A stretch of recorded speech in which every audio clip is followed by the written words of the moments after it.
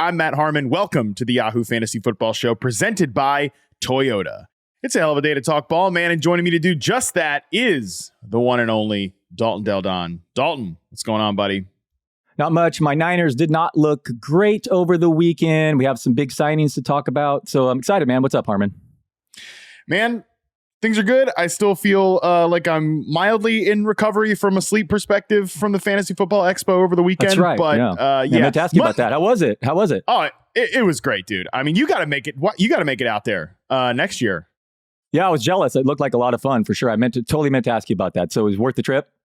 Oh, yeah, definitely worth the trip. It was my first one. I will try to be going back every single year. Again, not recovered from a body clock perspective. And, especially since Monday, just threw a ton of news at us.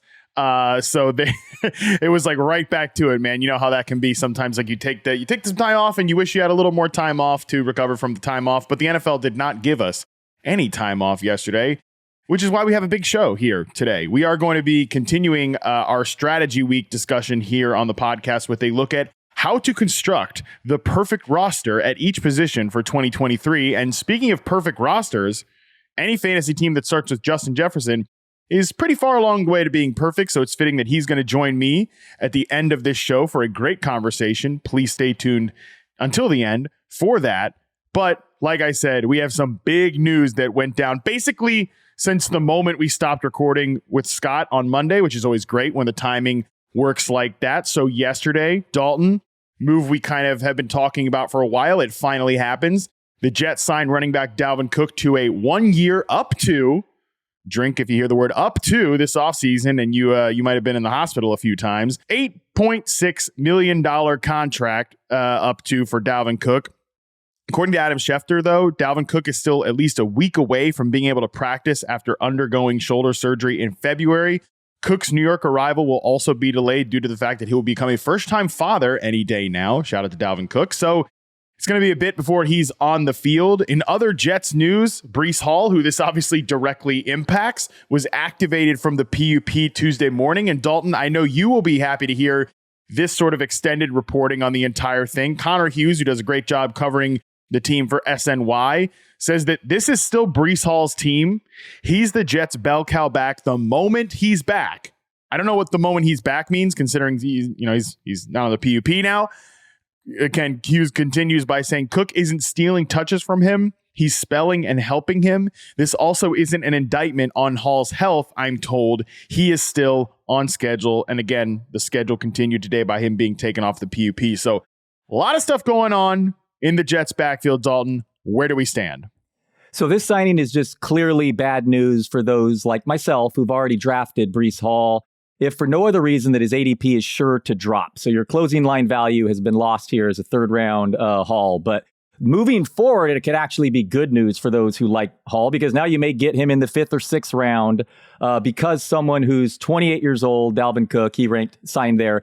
Cook ranked 35th out of 37 qualified backs in rush yards over expectation. He ranked 32nd in yards per route run. He's not great on passing downs. And secondly, I just would like to say we're dealing with incomplete information here. It's great news that Hall came off the PUP, but Cook hasn't even been cleared to practice yet. Now, that shoulder surgery could also make him perform better this year. I will admit that. But, did Aaron Rodgers restructure his contract, for this reason and they're appeasing him? Or do the coaches really want Dalvin Cook here? So we are still dealing with incomplete information, but man, I think that Breece Hall looks like the next special back. We were always going to have to slow play it with him a little bit anyway, returning from that ACL surgery. But last year with a bad quarterback situation and being a rookie, he averaged 97 yards from scrimmage on 14.1 touches per game. Nearly 100 yards from scrimmage, 14 touches per game, scored 5 touchdowns in essentially 6 games, led all running backs in air yards over those 6.5 games. Yeah. So, man,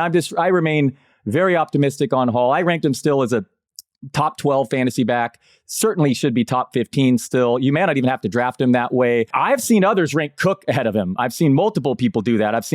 I have Cook, as an RB3, or my RB36, I think. But man, others strongly disagree with me here. But I'm taking a stance, and I think this is actually good news moving forward if you like Breece Hall, because you might possibly get him in the 5th or 6th round. I think it's really good news. You're right. If you want to get a little bit of an ADP discount here on Breece Hall. And here's the interesting thing about this. for one, like even when Breece Hall was cooking last year, this team still used a lot of like pony personnel, two tailbacks on the field. Like Michael Carter was on the field with Breece Hall a lot. Like in the early parts of the season, they were using both those guys on the field. Now, as a different offensive coordinator, Mike LaFleur was the offensive coordinator there. We know they've moved on to Nathaniel Hackett now. But maybe Hackett wants to take some of those plays for Cook and Hall to be on the field together. I don't think it's the worst idea in the world, even though Michael Carter is like a fine back. You know, Zonovan Knight was fine in relief duty last year, but maybe they're looking for an upgrade on those two guys with Dalvin Cook here and using that. I guess. Here's the thing. I know it's like, I mean, I don't know. I think the Israel guy, Izzy, looks awesome. And I really think there's a non-zero chance that he could be as good as a 28-year-old Dalvin Cook. But maybe I'm crazy. But I mean, Cook is not good as a receiver either, is the thing. So carry on. No. You're right about that. But I think what they can do there is like, all right, if they're going to have like Breece Hall be kind of like, I mean, again, to stick in the same coaching tree, you know, Breece Hall, and at times this hasn't been good for Aaron Jones's fantasy value, but they've used him as like eye candy window dressing stuff, like motioning him around. Maybe Breece Hall, they have like some of that in mind for him. And then like, okay, that opens things up where Dalvin Cook then gets another guy out of the box, right? And has clearer rushing lanes. I think this team wants to be really creative with its usage of running backs and wants to run. I think they want to run the ball a lot. There is that. Like part of my pushback with Scott, and we were talking about quarterbacks yesterday, and Aaron Rodgers having like any sort of big time fantasy season, is that the scenario that Scott painted out where this would happen all the time with Green Bay, where they'd get up to these big leads and Rodgers would have an awesome game, but it'd be like 250 and 2 touchdowns, but he'd be mega efficient. That's what's going to happen, I think, in New York a lot, because I think the defense is going to be good. I think they're going to run the ball a lot. So I think these guys could both be on the field at the same time. I think that if you are drafting a team that wants to get off to a little bit of like a hotter start, I don't think Dalvin Cook is I think you could pick him in that RB3 range and be okay with that. And I think he might have some standalone value all year long, even if this is truly Breece Hall's team. I just think Breece Hall, they probably, and maybe this is good all the time, but especially coming off an injury, they don't want him to be like a 20-touch workhorse type of back. They want him to be more efficient, again, in that sort of Aaron Jones mold for Breece Hall. And we think he can be super efficient. We've talked about the receiving stuff. We've talked about how explosive he is as a runner. That does make sense for him from a typological standpoint. I just think the one thing we've seen this all off season is that the Jets want to add a back, right? There were rumors that they were in the mix for Jahmyr Gibbs. There were rumors they were in on Jamal Williams in free agency, and they've been sniffing around Dalvin Cook for a long time. So it does seem to me that they want to add that like second back. And maybe it is simply to make their pony personnel package better, which was very good last year when Breece Hall was healthy. So the Willy Wonka gif was so perfect of him on the cane and then popping up right after the signing. Breece Hall comes off the pup literally the next morning. So you love to see that. And it should also be noted, great news for Dolphins running backs. Dalvin Cook did not sign there. So fantasy boost for Jeff Wilson and Devin A-Chain. Yep. What about Raheem Mostert? Your guy Raheem Mostert. I think I love Mostert. I'd love to see him stay healthy. Yeah, for sure. Mostert as well. You're right. I'd be remiss to omit Mostert. But yeah, I mean, that's going to be like a moving target committee type situation, but those guys are definitely like back on the late round radar more so, I think, for me. I agree that it's good news for those guys. And just, again, final thoughts just on the Jets here. I think this team is going to be very good, and I think they're going to use their backs a lot. And I know it's like, okay, big deal. They're going to have 2 back sets. That always seems like it's a better idea in theory than it is in reality. But we saw that be a good idea in reality for this team last year. And again, different coordinator, all that stuff. And also, like, if they're just looking to add a little juice to their offense, which I think they need, because this receiver core it's going to all revolve around Garrett Wilson and a bunch of like role players. They don't have really, I think even Corey Davis is close to like a starting number 2 receiver, but he was injured last year. He's been kind of an up and down player. I don't think Lazard is a true 2. I think they have a bunch of options at tight end, but they don't have like one difference maker potentially. So it's just like, if we're talking about the most explosive players on the team right now, it's one alpha receiver and it's probably the 2 running backs, which is funny because it sounds an awful lot like the Aaron Rodgers Green Bay Packers, between 2018 and 2020.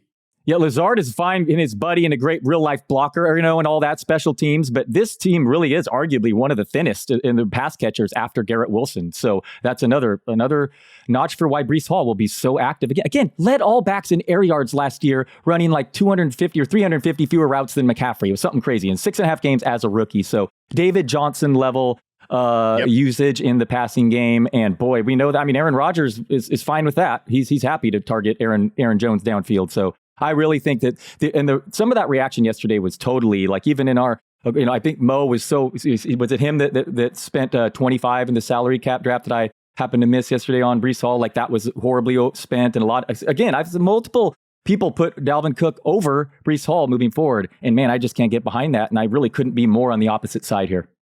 I think you and I are on the same page that you can still draft Breece Hall. You just have to be ready for a slow September, which, by the way, you probably always should have been, and just adjust otherwise. Like I mentioned the name Jamal Williams. I love taking, if you're going to take Breece Hall, take Jamal Williams, who's probably like going to moonwalk into 20 touches in the Saints backfield because Alvin Kamara is suspended and Kendre Miller is now banged up again. So yeah, that's just prepare your roster for Breece Hall to start slow because he could finish really, really hot if this team hits.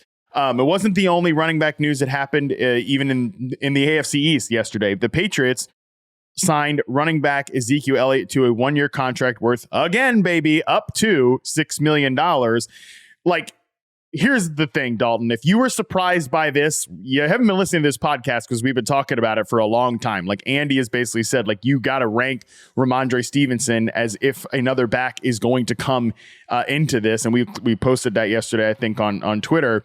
Like, and that's exactly what happened. We knew there was going to be some level of veteran running back added to the mix here for New England, because even Rhamondre Stevenson, said he didn't want the workload, the snap share that he had last year because he started to feel worn down. So I didn't move Rhamondre Stevenson down in my rankings at all because I was already ranking him like, yeah, he's probably going to get some competition added here, and it came in the form of Ezekiel Elliott.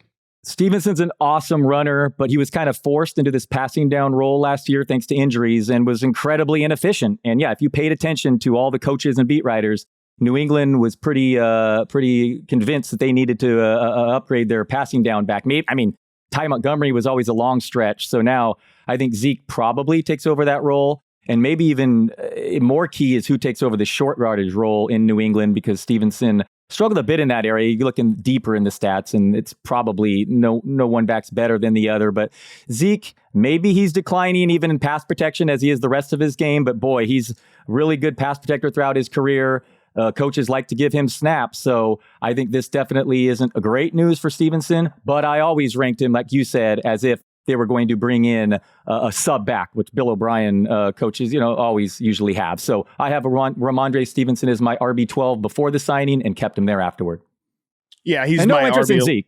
No interest in Zeke. Yeah, he's my RB11, so same range. And again, like, I know that sounds high. Like, well, how can you say running back 11? But take a look at some of the running backs that come after him and some of the words that are in their profiles. And also, like, if we were talking about Rhamondre Stevenson having the backfield all to himself, he'd probably be ranked like running back 7, running back 6, sort of first round pick. Right. Yeah, he'd be a first, second round pick. And he was not going there because we all knew that this was going to happen.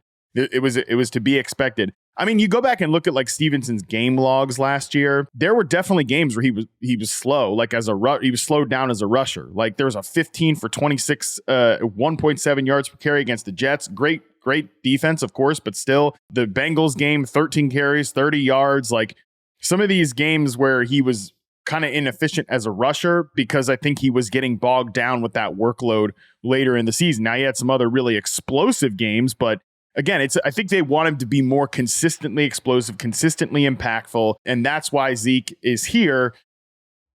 The goal line stuff is definitely a problem, right? Like, there's really no way of getting around that. Like, Zeke could score like 6 touchdowns, 7 touchdowns this year, and really rip those away from Rhamondre Stevenson. That's definitely going to be a problem. That's a thing where we could see. But I thought this was interesting.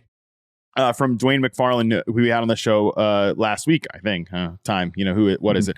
But he basically said, like, Rhamondre Stevenson's still a good late 3rd round pick to early 4th round pick. Doubt that Ezekiel Elliott gets more work than Damian Harris. And I know we think that Harris didn't play a ton last year, but this was Rhamondre Stevenson's output in games with a healthy Damian Harris in 2022. 46% share of the team rush attempts, 61% route participation, 20% target share, 61% short yardage, 73% long down and distance, 100% in the 2-minute drill. That will be interesting to see if that changes with Zeke, but I doubt it. And overall, 15.8 PPR points per game for Rhamondre Stevenson. So I think we're kind of on the same page here that Stevenson is still a fine pick in fantasy. I just don't think Zeke at this point of his career can be, I think he can be a very valuable role-playing back in the NFL. But it's not like a guy that's going to be a true 1B of a committee. One final point I'd like to add on that you made is who are you going to drop him below? And after the top 8 backs, 9 if you're counting me because I love Jahmyr Gibbs, but really after that top 8 tier, it is wide open. I mean, that's why I kept Breece Hall around the same, because I'm sorry. I mean, yes, Josh Jacobs, Najee Harris, and Joe Mixon, you can comfortably, their floor is higher than these guys. Although Mixon is in court, and who knows if Jalen Warren gets more. I mean, there's question marks with all these guys. So Josh Jacobs isn't even, he's currently still holding out. So that's the thing. When all these guys have question marks, personally, I'd rather the younger guys with upside, Breece Hall, Rhamondre Stevenson, and JK Dobbins, which we'll talk about next here. I'm going with those guys. Yeah, it's pretty hilarious. Like, you just go down the list at running back right now. I think once you get past my running back 10, which is Joe Mixon, and again, I don't even feel great about that. It's like Rhamondre Stevenson has his Ezekiel Elliott problem. Travis Etienne probably has a Tank Bigsby problem. Najee Harris might have a Jalen Warren problem. Aaron Jones probably has an A.J. Dillon problem. Breece Hall clearly has a Dalvin Cook problem. Kenneth Walker has a Zach Charbonnet problem. Alexander Madison, I got a running back 17. He might, I don't even know. Like, he might have somebody problem. He might not, right? Like, that's up in the air.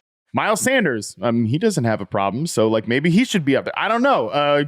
Well, he's got a groin injury right now. There's that. Jahmyr Gibbs is sharing a backfield with David Montgomery. Like, there's just a lot of dudes that have committee backfields right now. Like, that's just the way it is. So once you get past like running back 10, if you're complaining about, oh no, Zeke Elliott's added to Rhamondre Stevenson's backfield, well, look at all the other guys and the players they have in the same backfield with them. It's like, give me a break. This is the reality of the position right now.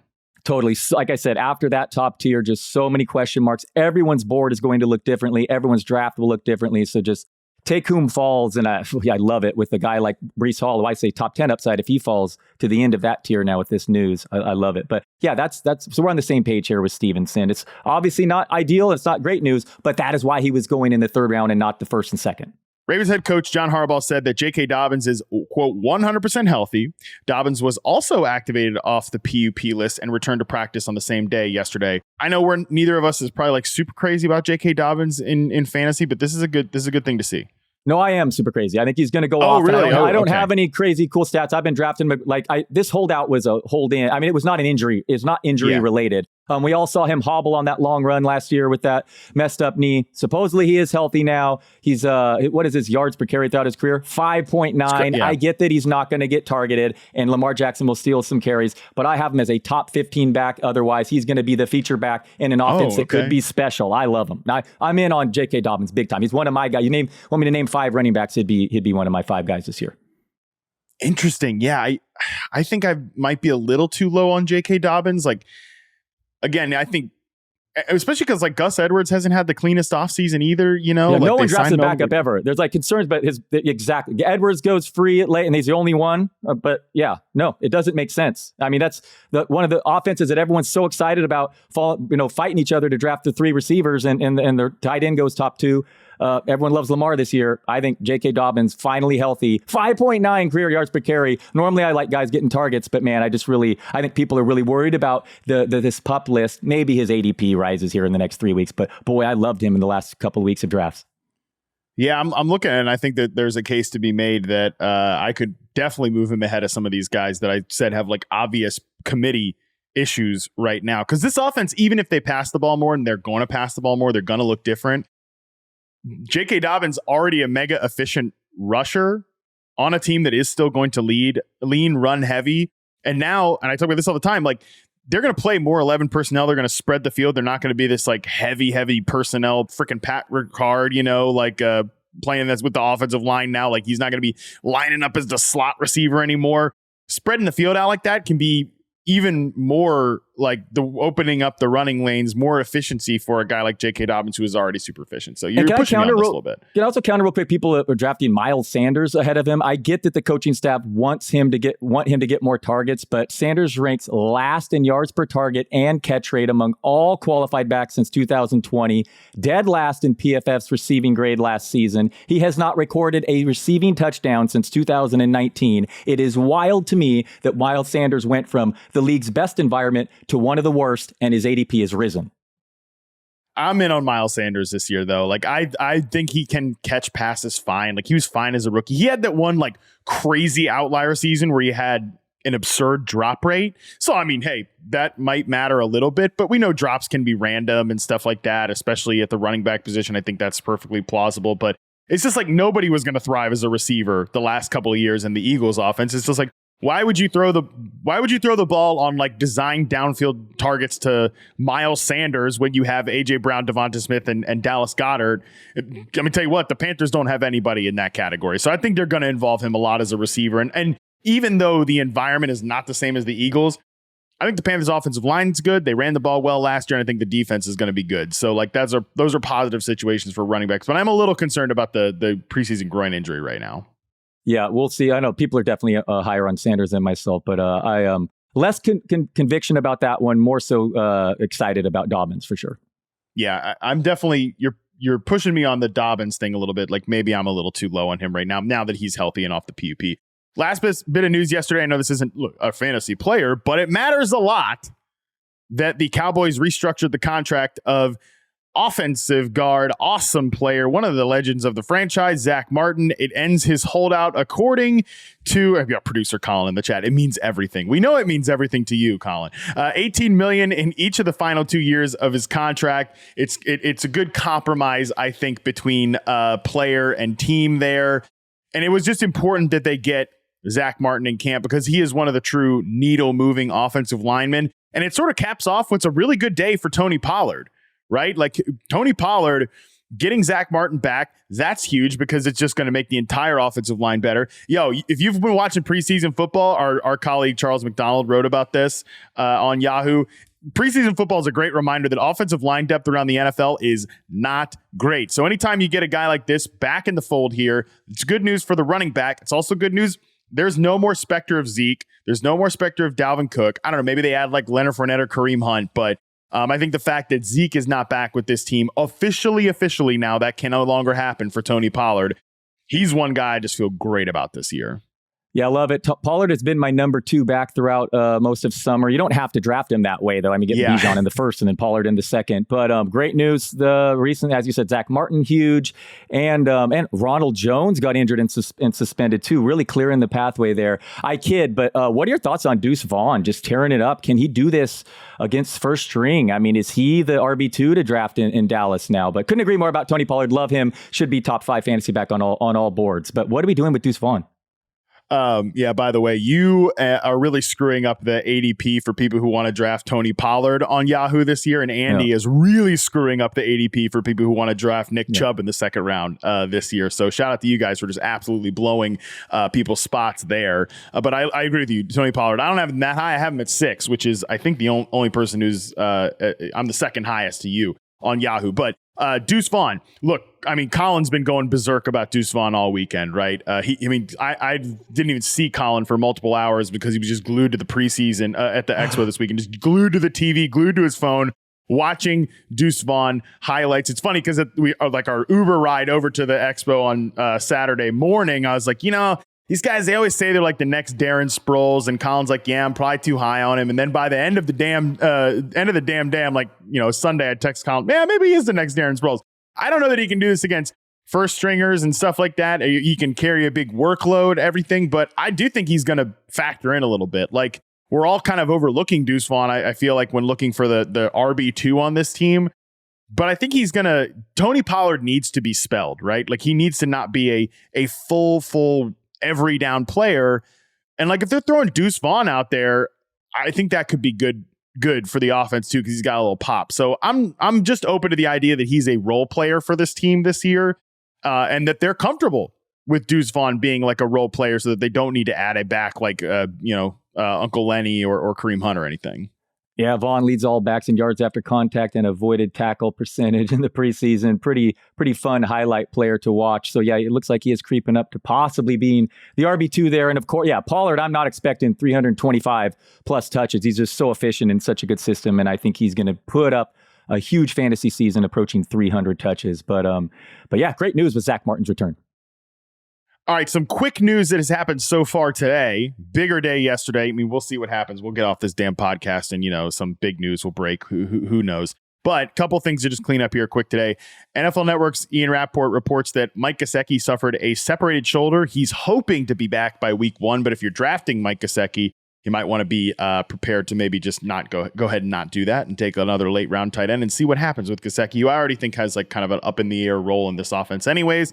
And more importantly for our purposes, Dalton, Anthony Richardson is officially QB1 for the Colts. He was named the starter for the season by Shane Steichen. I just said to Scott yesterday on the show, that was what was going to happen. It's what needs to happen. I'm sure you're excited about Anthony Richardson. I had already been ranking him as my QB 13 because I knew he was going to start week 1. This is not a surprise. And I said this morning as well, it is mind bending to think about just how different this offense is going to look with Anthony Richardson captaining the unit this year versus what they looked like with the 2022 version of Matt Ryan. So and you don't even have to think that Anthony Richardson is going to be any good. I think Richardson could be good at some point. That this is going to just change the offense dramatically with him there. And I really can't wait to watch it. You should be drafting Hunter Henry as New England's tight end anyway instead of Gesicki. Anthony Richardson was my QB 11 before the news, so he will remain there. I just assumed he was going to be the starter. It's a fascinating case, man. He was not great in college. Some people are skeptical, but the upside there is through the roof. We've just never seen an athlete like this play the quarterback position indoors with great coaching. The Steichen has been terrific with rookie quarterbacks 2 in a row now. Good receivers. So with his rushing floor, not just upside, but also floor that adds, I love him. I mean, it would be a dramatic catastrophe if he's not a top 12 fantasy QB if he's starting right away, just given that rushing floor with upside for a top 5 finish right away as a rookie. Yeah, he has to dramatically fail for him to not be a really good fantasy quarterback. I mean, it's like Justin Fields was pretty unspeakably bad as a efficiency wise as a passer, like statistically as a passer last year. And he was a great fantasy option. And I don't think they're going to run Anthony Richardson nearly as much as A, people think, or B, that the Chicago Bears ran Justin Fields. I think I'm just more curious to see what he does for these receivers. And I'm very much still in on Michael Pittman. I think Alec Pierce is interesting. And I like Josh Downs as a long-term slot receiver. Like, that's what's encouraging about Anthony Richardson to me. He's not dropped into a situation where he is set up to fail. This is a really good situation. I like Shane Steichen. I think this offensive line can take another step. Really, just the big question is, are they going to get Jonathan Taylor back in the fold? That is the one kind of I'd love it if Anthony Richardson was set up with a big time running back next to him to do some creative run game stuff. But yeah, I think you and I are both on the same page that this is a really good situation for Anthony Richardson, and I think he's the late round quarterback. He's not. I do like Daniel Jones a lot, but him and Daniel Jones are my 2 favorite late round quarterbacks that based on their rushing upside might have a top 5 ceiling, but will give you a really good floor. And I love the fact that he didn't take sacks in college as well. So can't wait to watch him play, man. It's going to be exciting. Love to see it. All right. That's going to do it for news. After the break here, we continue Strategy Week on the podcast and try to construct the perfect fantasy roster for you people out there this year. All right, Dalton, constructing a perfect fantasy roster. No pressure, right? You and I both agree we like more talking about players and how guys might fit in situations and who's really good at the game and all that stuff. So strategy wise, what's kind of your attack plan in drafts this year? We've talked a lot about how to form a quarterback plan and how that influences everything else. So we'll go position by position here in just a second. But overall, what's your plan of attack this year? I've settled into a strategy after doing numerous drafts over the summer, and assuming non-super flex, I am using my first 8 to 9 picks on running backs and wide receivers and waiting on quarterback and tight end, and usually double tapping quarterback around 9 and 10 or 10 and 11, and then tight end right after that. I'm okay. I don't really care in the beginning how you go. Personally, because I like Gibbs and Hall and Dobbins more than most, I'm getting running backs in the middle rounds, but I've even had a draft over the weekend where I started McCaffrey at 5, full PPR, Waddle in round 2, and Jonathan Taylor fell to round 3 because of this situation. Then I got Gibbs in round 4. So I'm like an old school, guy going 3 running backs and 4. Then I just went 4 straight receivers.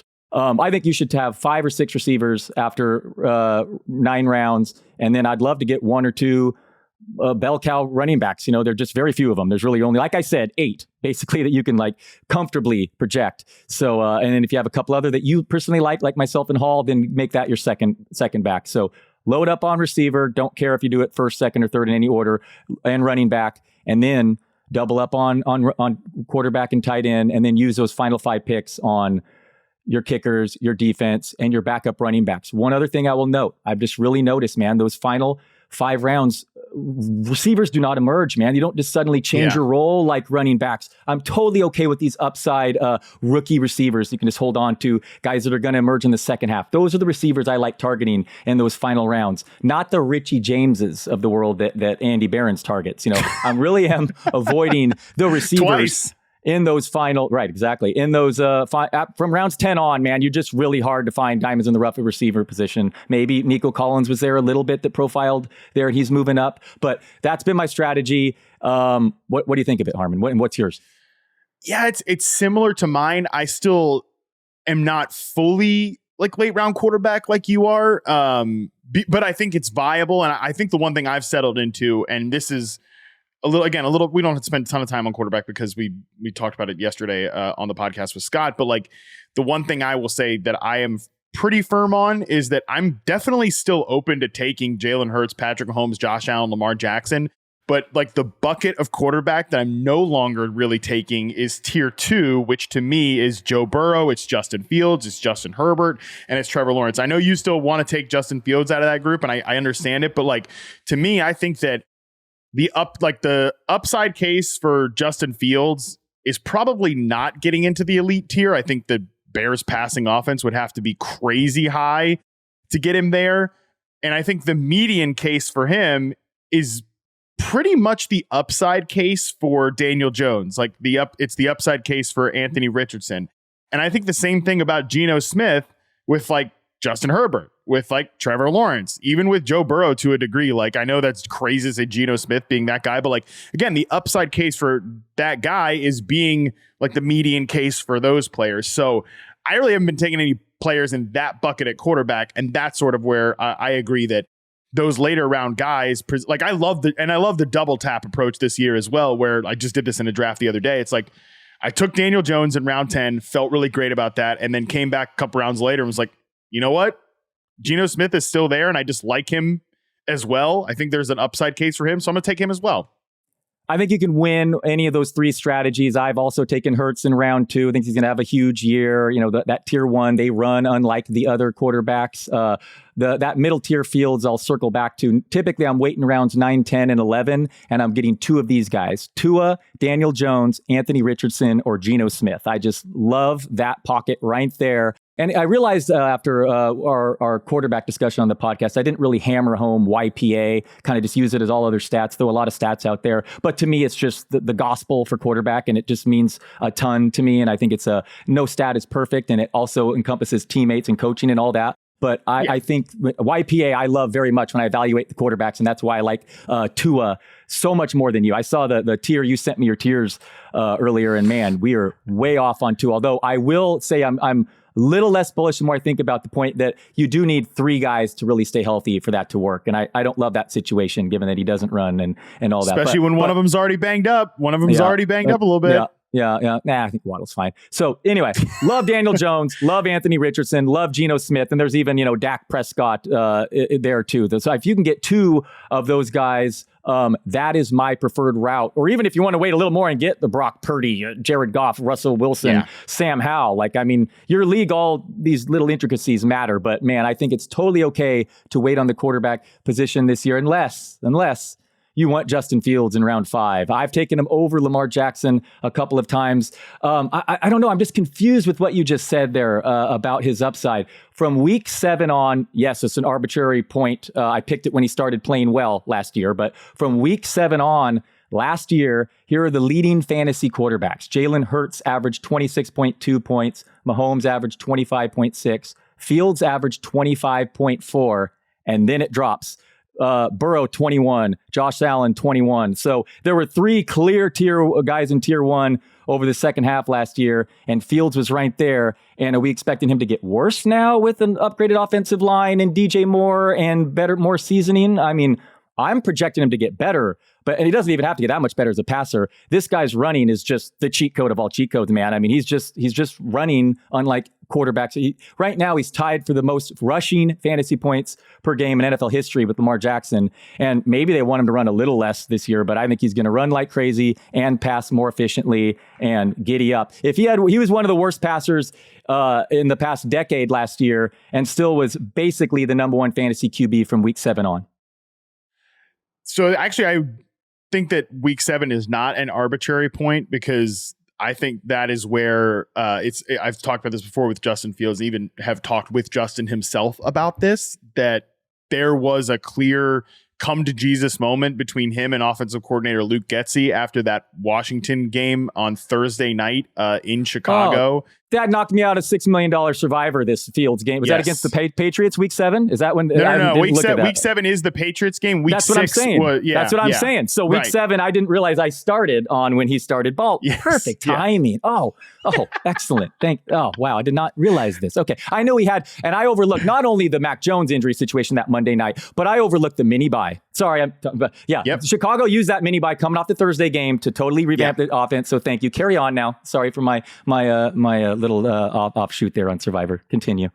Your offshoots on Survivor are always welcome to me, at least. Okay. But I think there was, like I said, that come to Jesus moment where it's like, we can't just run this traditional, more West Coast like Packers offense that Luke Getsy's doing, like even some of the Shanahan style stuff with Justin Fields, with that offensive line, with that receiver core. So they tailored the offense to really focus on his rushing. But I mean, dude, I am very skeptical. And again, coming with the idea of having this conversation with Justin as well, like I'm very skeptical. We were just watching the Eckler's Edge like sizzle reel, because we had this conversation with Justin at the end of at the end of the season for the Super Bowl with me and Eckler and Justin, and like talking about how there was only 1,000-yard rusher on that stage between the three of us, and it wasn't me. And it wasn't Austin, it was Justin Fields. And Justin was like not into the fact that they had him running that much. I don't think he wants to run that much. I don't think the team wants him to run that much again. I mean, look at his game log last year. There was a stretch where he goes 15 carries, 13 carries, 18 carries. You know what the next game was? Inactive. He didn't play because I think he was getting way too banged up. Like, he's certainly going to have games like the Detroit Lions game where, by the way, he was awful as a passer. I don't think he's going to have these type of games necessarily all the time, but like 10 carries for 132 yards. Those games are going to exist for Justin Fields. Like when he just rips off like 13, average yards on 10 carries. But how much they were using him as a designed rusher last year, I don't think that's going to happen as much this year, because I don't think he can survive that. I think that is like they did that to survive last season, not necessarily like that's the plan going forward. But you know what? I am speculating there. I don't know that for sure.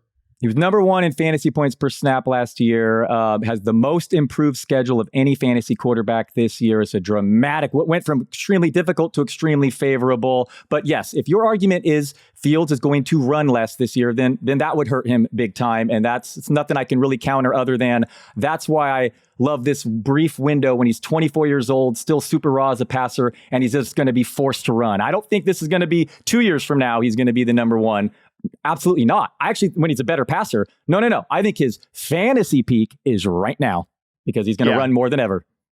Maybe you're right. I just think he needs to make up a lot of ground as a passer to have the access to enter tier 1. But if he runs like that, and I'm just speculating there, but if he runs like that again this year, I'm going to be wrong. And he'll be a top 3 fantasy quarterback there. So that's certainly possible. Like, okay, enough quarterback stuff because we've talked a lot about quarterback, but let's talk running backs here.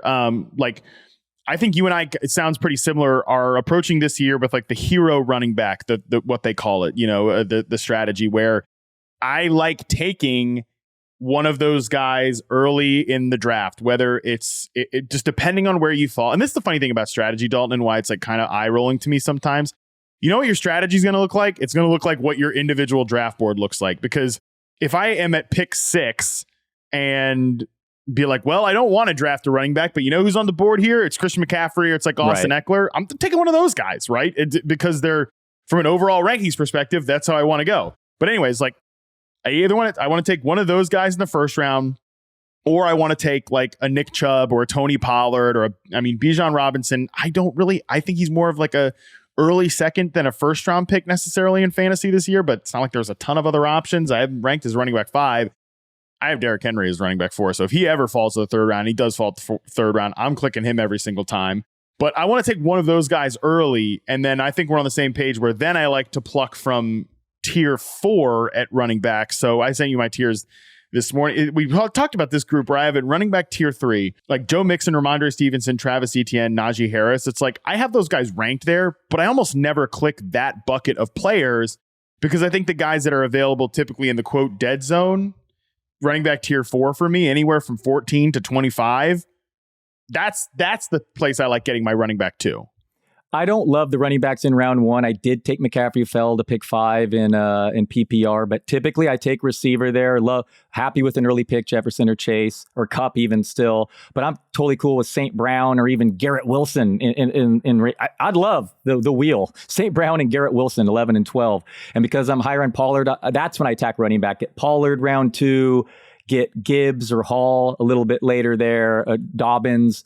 That Jonathan Taylor falls to you round 3 now. That's a snap draft right there too. So yeah, totally. Receiver round 1, and then running back some combo 2 through 5. I get about 2 of them, and then again attack the wide receiver position in between and afterward. All right, let's talk receivers then and how to kind of attack that position in a perfect roster. Actually, sorry, let's double back to running backs real quick because I know people want to hear about this stuff, like the running back, insurance guys or whatever. Do you typically do that? For me, I don't typically. If I'm taking Bijan Robinson, I'm not necessarily taking Tyler Algier. One, because I don't think he's like a traditional insurance policy only back. I think there's a chance he has some standalone value, right? So that's not even a great example, but like I'm not, just because I'm taking one running back does not mean I'm taking their backup. That was JJ Zacharyason's done great work on this, how that's like an insurance policy. It's like a floor raising move.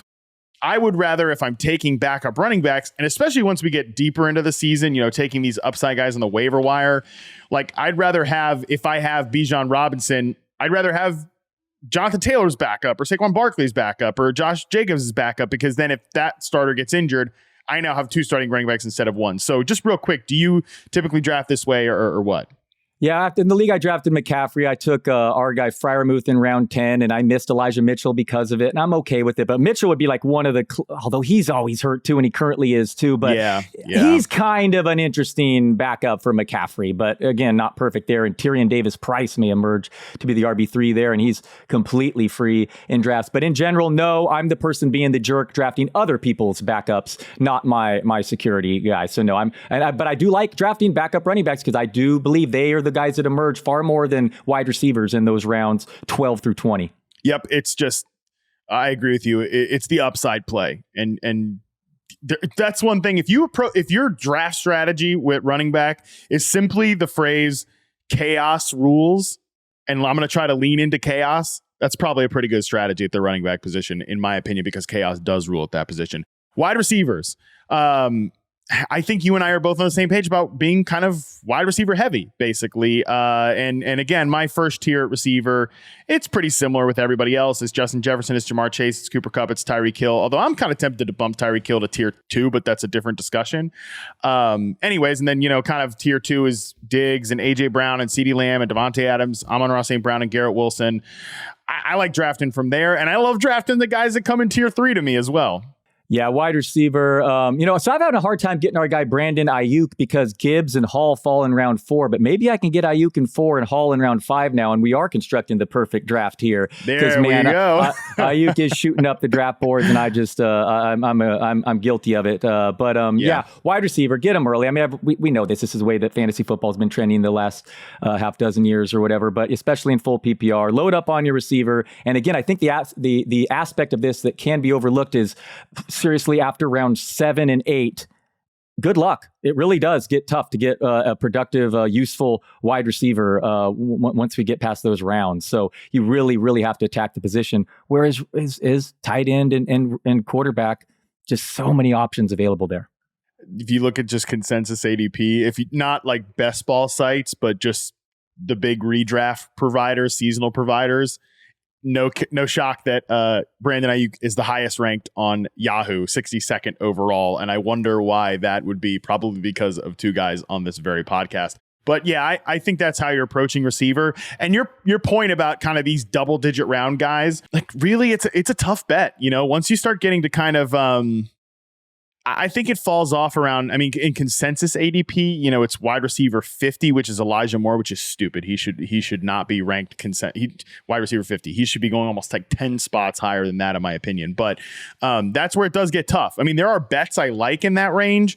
Even I think it's even lower than that, right? Like there are, again, Rashad Bateman's in 53. That's fine. Honestly, I sometimes kind of like taking the boring guys there occasionally. Like, I know I'm getting bankable production from Jacoby Myers. I know I'm getting bankable production from some players like that. But really, it's just like it's a floor play. And I am trying to kind of hit those more home runs in the later rounds at times. And like somebody's going to drop Jacoby Myers at some point. Like you can just pick him up then in the season if you need him from a depth perspective. So I think that's a good approach. And just on the rookie receiver strategy, because you mentioned that, do you typically draft these guys? Because I kind of always say you can end up being the player that picks them up instead of the player that drops a Jonathan Mingo or a Rashee Rice or Jaden Reed. You know, it's probably a little bit different from the round one guys this year, like Addison and Jackson Smith and Jigba and Zabe Flowers and Quentin Johnston. Although Johnston, you know, I think there's a chance he might start a little slow. You never know with just how this preseason's gone. I don't know. I'm rambling a lot there a little bit, but like, yeah, I think the receiver stuff, I typically try to get those rookies like as they're starting to rise during the season rather than drafting them unless it's a best ball draft.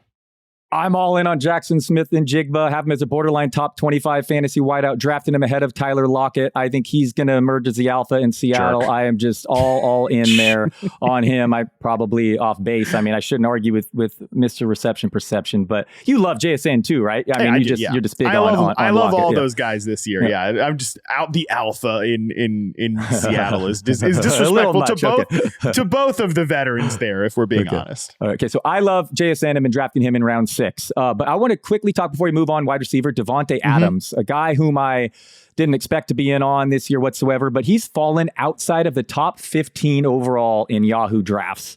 Adams saw 180 targets last year. He led the NFL in air yards. I believe you would still consider him the best receiver in football. Correct me if I'm wrong. He is. He's in the conversation with Justin Jefferson and Stephon Diggs to me. Like that's the top 3. And I think Adams is second in the list right now. But so he's in the conversation for sure. Yeah, I'm worried about Jimmy G staying healthy as well as everyone is, but Aiden O'Connell looked competent, and Jimmy G's intermediate area is actually maybe an improvement. That's where Adams started running more routes last year under the new coaching. But Davante Adams has fallen behind A.J. Brown in Yahoo drafts. A.J. Brown was out-targeted by a teammate after Philly's bye week 7 last year. By his own teammate, he was out-targeted after week 7 last year, and he is going ahead of Davante Adams right now. I mean, that seems a little bit mispriced. Thoughts? I have Davante Adams as receiver 8. I hear your point though. In that, I mean, you got him at receiver 9, so we're in the same zone. But I think from an overall perspective, I need to move him. Yeah, you need to move him up, pal. If you're giving this little soliloquy here. But from an overall perspective, yeah, I would rather take Davante Adams than. I'm just looking at like our overall rankings right now. I would rather have him than Jonathan Taylor. I love Derrick Henry this year, but I'd rather have him than Derrick Henry. Even Tony Pollard, like I really, really like Tony Pollard, but I'd probably rather take Pollard. But Josh Jacobs, I'd rather have Davante Adams. So yeah, I think he is going. He should still be like a fringe round 1, round 2 pick. He's still that good, and he can excel on all of the Jimmy G routes too, as well. By the way.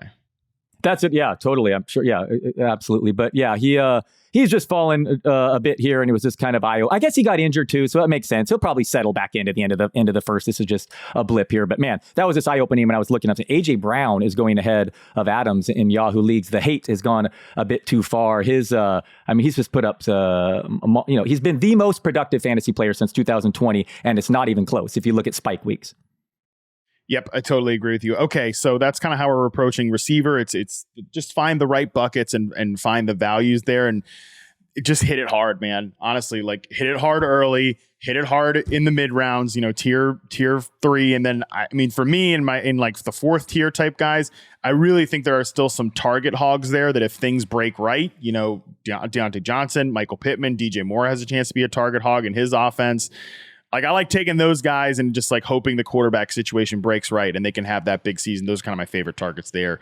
And yeah, always with receivers, try to create complementary rosters. Like if you're going to be a Jerry Jeudy guy or a Mike Williams guy, or even like a Mike Evans or a Jahan Dotson guy, even a Gabe Davis guy or a George Pickens guy, like those volatile players, make sure you secure yourself with some of these like higher floor guys that also have some upside from a target volume perspective. So Dalton, before we get out of here, quick thoughts at the tight end position. I know you're just saying super, super late, and I think that's fair. I'm okay with Kelce as a round 1 selection. It's got to kind of be the right spot. He goes high in Yahoo drafts. He's like the 10th overall player. I'm okay with that, although Scott and Andy have him ranked from really high from an overall perspective. So Kelce, I'm okay with.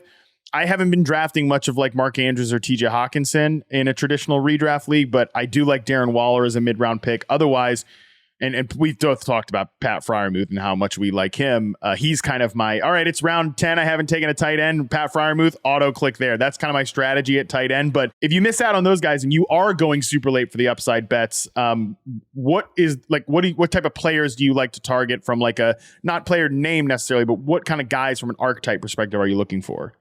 First of all, I'm not taking the Kelce as a top 15 pick, but I know everyone disagrees with that. I love Darren Waller, but he's becoming popular. Kyle Pitts, if he falls to round 7 or 8, man, I do find myself scooping him up. Good tweet from Mario Puig. Pitts has drawn 8 defensive pass interferences on his last 169 targets. 8. Kelce has drawn 3 on his last 286. Andrews 4 in his last 250 plus. So an explosion is coming if he can get healthy. But in general, I'm waiting on this position. I know you'll agree with me here. If Freiermuth you can get in the 9th or 10th, I think that's a home run. Otherwise, I can wait even longer and get 2 of Tyler Higbee, Sam Laporta, Cole Kmet, Chig, Dalton Kincaid, Dalton Schultz, Hunter Henry, Hayden Hurst, Luke Musgrave, Jake Ferguson. I mean, it goes on and on and on and on and on. And just get 2 or 3 of them and you'll be fine at a position that perennially looks deeper before the season than it ends up. And there are question marks for all these guys going, even if you totally believe in Kelce, not worried about the age, there are certainly question marks with all the rest. Andrews has a bunch more target competition. Hawkinson was incredibly unproductive on those targets in Minnesota, and things may change with Addison. My guy, George Brittle, he has touchdown regression, and he saw a 13% target share when everyone was healthy on the Niners. So I don't like that mid range at all. Dallas Goedert, Harmon, guess how many targets inside the 10 Dallas Goedert has averaged over the last 3 seasons? Not a lot, I would imagine, since he has the best rushing quarterback down there in that range. They run the ball a lot and they have other good players.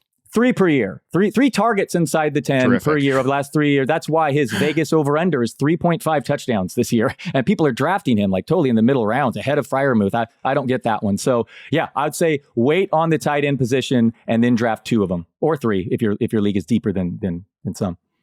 I'm pretty sure there was a point in this podcast the last few months where you're like, or at the very beginning of the offseason where you're like, don't let me talk myself in a late round tight end again, but I'm glad to see that you're completely back into it. No. I always talk myself into the tight end is deep. And like I talk myself into these guys. Yeah. They're all going to be stars. Now I'm like the opposite. No, they're all going to flop. So might as well just wait and take and attack it by volume. About it. I think if you are platooning tight ends, which I'm fine with, unless I take Pat Freiermuth, I like to take one of these boring volume guys like Tyler Higbee or Dalton Schultz, and then get you like a Sam Laporta or a Luke Musgrave. But really, like, I've really come around to Chig being a great late round tight end target. And I basically, after the Dulcich stuff that we talked about on the podcast yesterday, I've just flip-flopped like Dulcich and Chig in my rankings. Basically, I was like, if you're going to take an upside late round tight end, like one of the last ones to take a tight end 1, like just go ahead and take Chig, because I think there's a chance he could be the second most valuable pass catcher on that team ahead of Treylon Burks, like because how good he was after the catch. There are questions to be answered, but he was really awesome last year. And just like if he takes that step, it could be exciting, even though there are a lot of questions. There's a lot of questions to this entire position. So kind of tandem it up with like boring volume guy, high floor player, and like one big home run swing. Yeah, Chig way up there in yards per route run. I love him, but I do worry he's the next Albert Zero for me. The coaches even came out and said he's got to block better recently, and DeAndre Hopkins is there, but absolutely fits our model. I mean, he's not being drafted as a top 12 tight end. Sure, a ton of upside, as much as any tight end being drafted in that area. This is a great discussion. This is a great exercise here with Dalton in constructing a perfect roster, but we're not done necessarily because, hey, guess what? Speaking of the perfect roster, there is no other player on earth right now that would be a better start for your fantasy dream team than Minnesota Vikings wide receiver Justin Jefferson. Oh, well, maybe not according to Dalton, who has Jamar Chase ranked as the number one receiver ahead of Justin Jefferson. Let's get Justin Jefferson's thoughts on who should be the first ranked receiver in fantasy right now. Tell Justin I said what's up. All right, very excited to welcome to the show now. You've probably heard of him before. It's the best wide receiver in football. It's Minnesota Vikings star Justin Jefferson here with Sleep Number. Justin, what's going on, man? How you doing? Listen, I'm doing great. No complaints. I am ready for these real games to kick off. Preseason was nice little taste, man, but it's good to get things back up and popping again. Hey, I know you teamed up this year with Sleep Number and Jamar Chase for a new NFL campaign. That's got to be pretty exciting for you. Why don't you tell us about it? Definitely exciting. One, to partner up with Sleep Number, going on the third year. It's definitely been amazing. And with the commercial, just teaming up with Jamar, it just being like old days again, just being together, connected with one another, laughing and enjoying that time with us being on top of the game. Yeah, you guys are definitely on top of the game right now. You and I had a really good conversation at the Super Bowl about, kind of your role back in that LSU offense and how that almost kind of caused some people to like misevaluate you a little bit as like just a slot guy. But a lot of that was because, you had a guy out there playing big time X receiver in Jamar Chase and he was a special player. What makes Jamar such like a unique special receiver and a guy that, and as a person as well? Yeah, you just never really know when he's gonna hit that speed on you. He also has that physicality to run through tackles, push through cornerbacks. So he definitely has that ability to adjust when the ball is in the air. Of course, he has a great guy throwing to him in Joe Burrow. So their connection is definitely haven't left since the first time they had been together at LSU. And I'm excited to always see what they have in store. They're always getting, late in the playoffs and making it to the Super Bowl. So, I guess we'll see what they do this year. And we play them this year, so it's going to be exciting. Oh, how excited are you for that, to see those guys on the other side of the sideline? I'm ready. Because we played them after my second year. Well, my second year, and we lost. So, I'm definitely excited to see them this year playing in Cincinnati again. So we definitely need that. I definitely need that revenge. Yeah, time to get a little revenge there. That should be pretty exciting. There's like generally in fantasy this year, you're going first overall. And I think, by the way, that's the right choice. But there's a small faction of people, and I don't think they're wrong about this, that think like Jamar could actually maybe be the top receiver in fantasy this year, for a variety of different reasons. He could maybe have the season that Justin Jefferson, did last year. You think it's possible that he could have that type of season this year? Yeah, I definitely don't put it past him. He definitely can have that type of season this year. It goes to show you in college, having 1,700 yards, 20 touchdowns is not easy, especially having me and Terrace Marshall next to him. So I definitely think he could. I'm always hoping that he does the best, him and Joe do the best that they can. But we're brothers at the end of the day. Of course, we're always going to compete with each other because we play the same position. But I definitely think I'm gonna have a better season than him anyway. So even if you don't get cute with it, still take Justin Jefferson first overall in your fantasy draft. That's what I heard from that. I want to talk a little bit about route running with you here for a minute, Justin. I told you about the series I do, Reception Perception, where I'm charting wide receivers and how often you guys get open, where you line up the whole thing. Last year, you'd be happy to know that you were top 3 in all 3 of my main categories: success rate versus zone, press, and man coverage. You actually were number one in success rate versus press while being double covered more than any other receiver I charted last year. So I think you've always been a fantastic route runner in my opinion. But what tweaks, if any, did you make to kind of take your game to, I think, a truly elite level last year?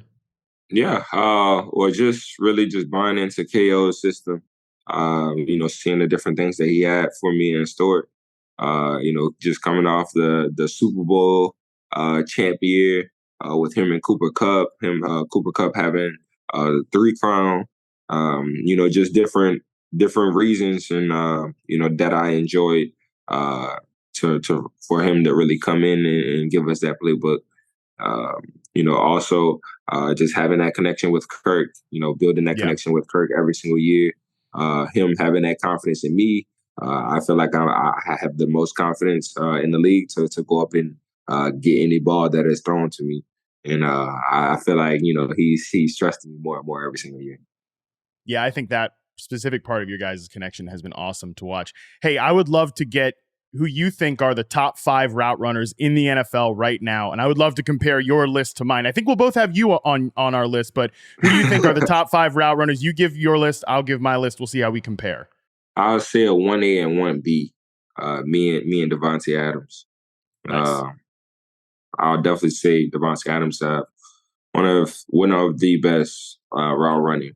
I definitely grew up watching his tape and being a fan of his. And I definitely have to give that respect. Now me being in the league and me being on top. So I would say me and Davante Adams is one or two. I definitely was a fan of Keenan Allen. Keenan Allen definitely has one of the best routes and releases, in my opinion. Was number 4. I will have to say either Stephon Diggs. I'll probably have to say Stephon Diggs. Yeah. And then number 5, I'll say Jamar. Yeah. I'll say Jamar. Not a bad list there. Pretty similar. I'd actually put Steph Diggs at number 1 and 1A, 1B, you and Stephon Diggs there. For me at number 3, Davante Adams, it's tough, but I'm putting him at 3. I think, honestly, like, anybody wants to put those top 3 in any order, I'm not going to fight you for it. Like that's just like, that's the clear top 3 to me. I actually have AJ Brown at 4. I've always been a real big fan of him as a route runner. He's so explosive. And I think last year he showed that he was really good as a over the top guy as well, for sure. I think that was special. And 5 is so tough, man. You could go with an ultra unique guy at Cooper Kupp. I think like people forget how good Calvin Ridley was. The Lifetime Achievement Award should definitely go to Keenan Allen, like you said. But I'll go with the guy I've always loved in Tyler Lockett. I don't think there's anybody better at like working back to the quarterback on when you sell that vertical route. Yeah. So I'll go with Tyler Lockett there, and that's like that's one of my guys. He's always been one of my guys. That's not a bad list. That's not a bad list at all. I don't mind that one. All right, well, good. I'll take that as a little bit of validation from you, Justin. Last couple of things here. Number 1, I mentioned that double coverage stat earlier, that you had the most double coverage last year in the NFL according to my receiver charting. What was one like defense that was, maybe it's a difficult cornerback, maybe they had like a unique game plan going against you last year that you went up and just like halfway through the game, you're like, man, this is a tough challenge. Really all of the teams that play shell, play with the safety over top, just watching me every move, that's one of the toughest things. This is the NFL, so they don't have anybody just, cream cake, just that you can go up and just beat at any time. And then to also have someone else guarding you, waiting for you to, come across the middle, waiting for you to, go over top so they can stay over top you. So that's when it makes more difficult, when there's 2 people guarding you, 3 people guarding you. But I'll probably have to say, Detroit did that last year. Green Bay did it the second game. Who else? I thought the Giants were definitely kind of on top of that at one point. I mean, Giants, you ended up having a great game against the Giants, and that Lions one I'm glad you pointed out, because that was a pretty unique one. That one stood out in my mind as well. Hey, last thing for you, Justin. I know you're busy, so you got a lot of stuff going on here. I'm a big wide receiver guy, as you can tell. I would love to see someone hit 2,000 receiving yards one of these years. Do you ever think about you being the first guy to do it, and is that something you're aiming for? It's definitely a chance. I've been getting 200 extra yards every single year ever since I got into the league. So this is definitely a year where I would get to 2,000 if that 200 mark does continue. But my main priority right now is just to win at this point. Just getting to those playoffs, winning and getting to that big stage in the Super Bowl. So there's things that I have accomplished, records that I have been broken. But the main thing is to win at this point. To not be slept on, have people really give us a chance to think that we can get to the Super Bowl. So it's all about proving everybody wrong, proving that we can win, and we can win in those big games. Hey, I would love to see that. You and I had a great conversation last Super Bowl. I'd love to actually just be watching the Super Bowl last year, man. For sure. So I'm rooting for you, rooting for the Vikings. Would love to see it. Hey, Justin Jefferson, appreciate your time this morning, man. Really appreciate it. And everybody out there, make sure you're checking out what Justin's got going on with Ja'Marr Chase and Sleep Number, and just be dialed in. We'll be rooting for you, Justin. Stay healthy this year and have a great season. Thank you. Appreciate you. All right, that's going to do it for today's show, my people. Shout out to Justin Jefferson and Dalton Del Don for joining me today. If it's a social media app, Yahoo Fantasy is there, at Yahoo Fantasy on Twitter, Instagram, and TikTok. I'm at Matt Harmon _BYB. Dalton is at Dalton Del Don, although don't expect to see any tweets from that account. You can also watch this show on YouTube at Yahoo Sports. Speaking of social, by the time you're listening to this, you've probably seen the announcement. Yes, Eckler's Edge is back for its first episode of the season tomorrow, so be sure to listen to that. Until then, we're out.